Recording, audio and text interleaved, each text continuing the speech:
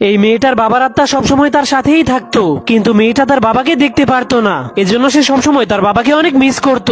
কিন্তু তখনই মেয়েটার বয়ফ্রেন্ড তাকে কল করলে সে তার বয়ফ্রেন্ডের সাথে দেখা করার জন্য ঘর থেকে চলে যায়, যা দেখার পর তার বাবাও তার পিছু করতে শুরু করে দেয়। তখন মেয়েটা তার বয়ফ্রেন্ডের সাথে একটা রেস্টুরেন্টে দেখা করতে গিয়েছিল, কিন্তু তার বাবার সেই ছেলেটাকে একদমই পছন্দ হয় না। এজন্য মেয়েটার বাবার আত্মা সেই ছেলেটাকে সেখান থেকে তাড়ানোর জন্য প্ল্যান বানাতে শুরু করে, যার কারণে সে মদ ভর্তি গ্লাসটাকে ফেলে দেয়। এজন্য ছেলেটা চেয়ার থেকে উঠে সেই মদগুলোকে পরিষ্কার করতে শুরু করে দেয়, কিন্তু তখনই মেয়েটার বাবার আত্মা পিছনে গিয়ে তার চেয়ারটাকে সরিয়ে দেওয়ার কারণে ছেলেটা নিচে পড়ে যায়। এজন্য মেয়েটা ছেলেটার উপরে দয়া দেখিয়ে তার মুখের ময়লাগুলোকে পরিষ্কার করতে শুরু করে দেয়, যার কারণে মেয়েটার বাবার আত্মা ছেলেটার উপর আরো বেশি রেগে যায়। এরপর তারা দুইজন মুভি দেখার জন্য সিনেমা হলে যেতে শুরু করে, কিন্তু যখনই ছেলেটা মেয়েটাকে টিকিট দেখাতে শুরু করে তখনই মেয়েটার বাবার আত্মা এসে টিকিটগুলোকে হাওয়াতে উড়িয়ে দেয়। এজন্য ছেলেটা সেই টিকিট ধরার জন্য টিকিটের পিছনে দৌড়াতে শুরু করে দেয়, কিন্তু আরেকটা টিকিট রাস্তার মাঝখানে পড়ে যাওয়ার কারণে মেয়েটা সেই টিকিটটাকে উঠানোর জন্য চলে যায়। ঠিক তখনই মেয়েটার দিকে অনেক বড় একটা গাড়ি আসতে শুরু করে, যা দেখার পর তার বাবা তাকে বাঁচানোর চেষ্টা করে, কিন্তু সে আত্মা হওয়ার কারণে মেয়েটাকে ছুঁতে পারছিল না। ঠিক তখনই মেয়েটার বয়ফ্রেন্ড সঠিক সময়ে এসে মেয়েটাকে বাঁচিয়ে দেয়,